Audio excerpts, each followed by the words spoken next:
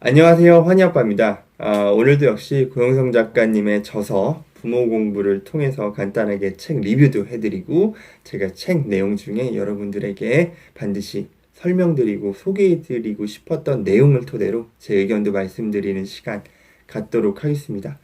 오늘은 바로 이제 마지막 시간이죠.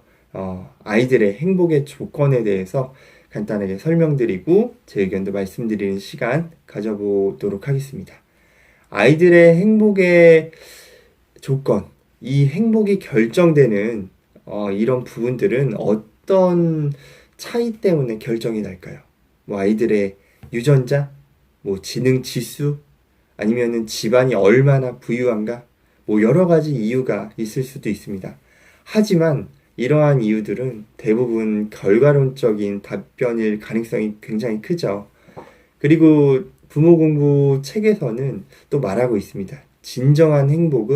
아이들의 진정한 행복은 바로 부모님의 사랑으로부터 시작된다고.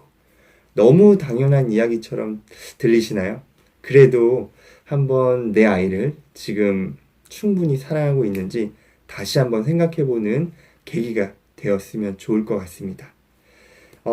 당연히 거의가 아니죠. 전 세계 모든 부모님들은 자신의 아이를 진심으로 사랑하고 아끼고 이런 마음으로 육아를 하고 있습니다. 이 부분에 대해서는 정말 믿어 의심치 않고요. 그러나 우리 부모가 아이들에게 대하는 그 사랑의 방법, 이 사랑의 방식이 올바른 방향, 올바른 방법으로 하고 있는지는 한번 의심해 봐야 되지 않을까 싶습니다. 다음에 이제 연구와 설문조사 결과를 자세히 한번 살펴보도록 하죠. 영국의 맨체스터 대학교 연구진은 2014년 1월부터 2015년 4월까지 16개월 동안 스스로 목숨을 끊은 130명의 청소년을 대상으로 연구를 했습니다. 그 결과 스스로 목숨을 끊은 대부분의 아이들은 주된 원인이 바로 학업 스트레스로 밝혀졌고요. 또한 2013년도 아동 실태조사에 따르면은 9세에서 17세 이제 어떻게 보면 청소년기의 아이들에게 이제 1년간 자살을 생각한 적이 있었는지 물었습니다. 무려 100명의 아이들 중에 3.6명이 그렇다라고 대답을 했고요. 심지어 9세에서 11세 굉장히 어린 저학년 아이들도 이제 100명에서 2.6명이나 자살을 심각하게 생각해 본 적이 있다고 답을 했습니다. 이는 초등학교 1000명의 학생 중에 2, 30명이 정말 실제로 자살을 심각하게 생각하고 있다는 뜻이기도 합니다. 여기서 끝이 아니고요. 자살을 생각했던 그 2, 30명의 아이들 중에 실제로 자살을 시도를 했던 아이들은 무려 26%나 됐다고 합니다. 이는 1000명의 이제 학생들 중에 실제로 7에서 10명은 실제로 이제 자살에 대한 생각은 물론이고 실제로 자살 시도를 했다는 거죠. 이거 너무 충격적인 결과일 수밖에 없고요.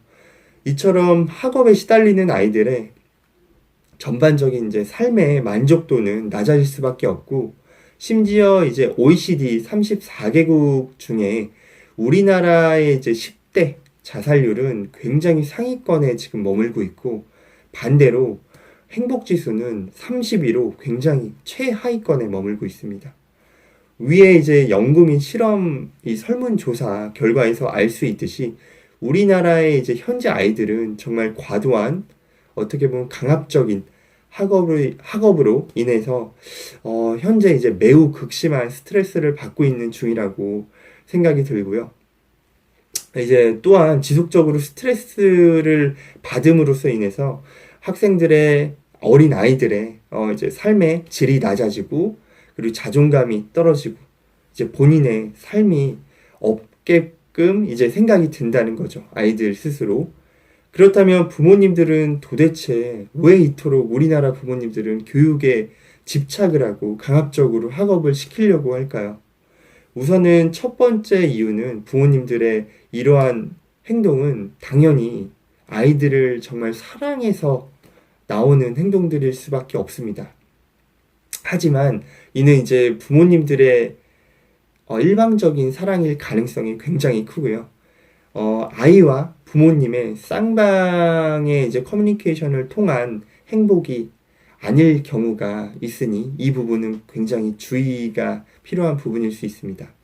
그리고 두 번째는 대부분의 한국의 부모님들은 내 아이와 이제 부모님 자신을 어떻게 보면 동일시하는 경향이 굉장히 큽니다. 특히 어머님들이 그런 경우가 굉장히 큰데요.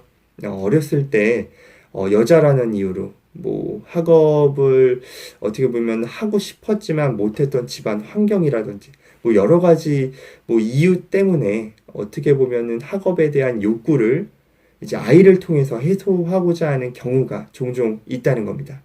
하지만 다시 한번 말씀드리지만 부모와 아이는 엄연히 다른 인격체, 다른 사람이고 각자의 삶이 있고 자신만의 행복을 추구할 권리가 있다는 겁니다.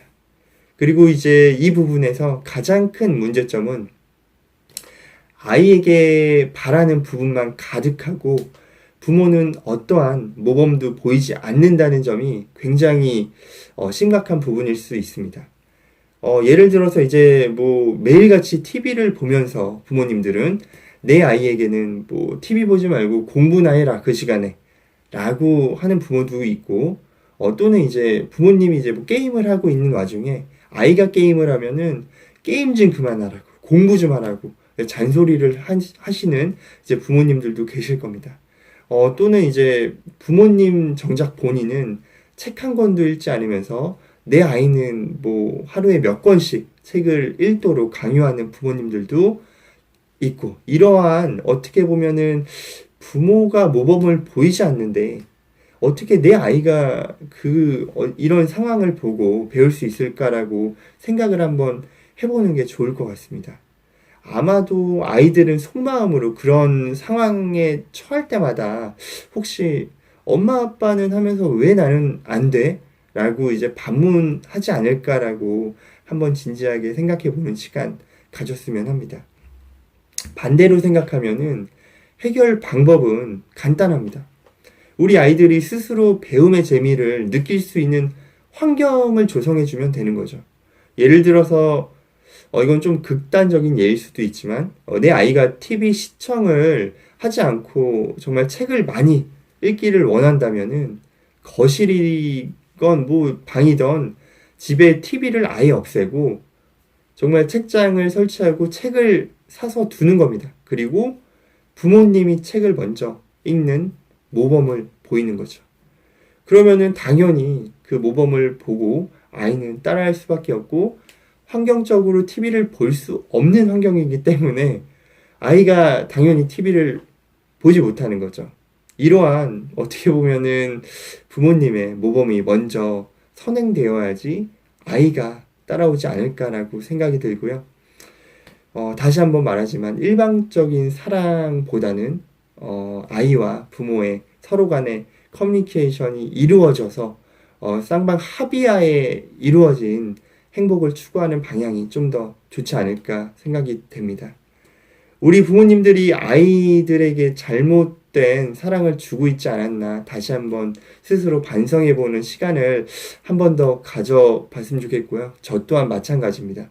그리고 내 아이에게 진정한 행복을 주고 싶다면은 다음에 이제 두 가지는 반드시 숙지하였으면 좋겠습니다. 첫 번째는 이제 아이는 부모의 이제 아바타가 아니죠. 부모의 이제 뭐 어쩌면 영혼도 아니고 부모의 절반도 아닙니다. 그냥 아이와 나는 부모와 자식의 관계일 뿐이고요. 아이에게도 자신만의 삶 속에서 이제 뭐 행복을 추구할 권리가 있고 이제 뭐 단지 부모라는 존재는 이제 자신의 그 아이가 살아감에 성장함에 있어서 어떻게 보면은 좀 버팀목 같은 존재가 되어줄 뿐이지 않을까 싶습니다. 그리고 두 번째는 내 아이가 바뀌길 원하면은 아까도 설명했듯이 당연히 부모님 먼저 모범을 보이는 모습을 보이는 게 좋을 것 같습니다. 당연히 부모님이 모범을 보이면은 아이들도 따라할 수밖에 없게 이제 만드는 이제 환경이 굉장히 중요한 것 같습니다. 오늘은 여기까지 부모 공부에 대한 이제 마지막 시간을 정리하고요. 대한민국의 모든 부모님들이 굉장히 내 자녀에게 진정한 사랑을 쏟는 그런 시간을 가졌으면 좋겠습니다. 모든 부모님들 화이팅 하시고 다음 시간에는 다른 책으로 찾아뵙도록 하겠습니다. 감사합니다. 환희 아빠였습니다.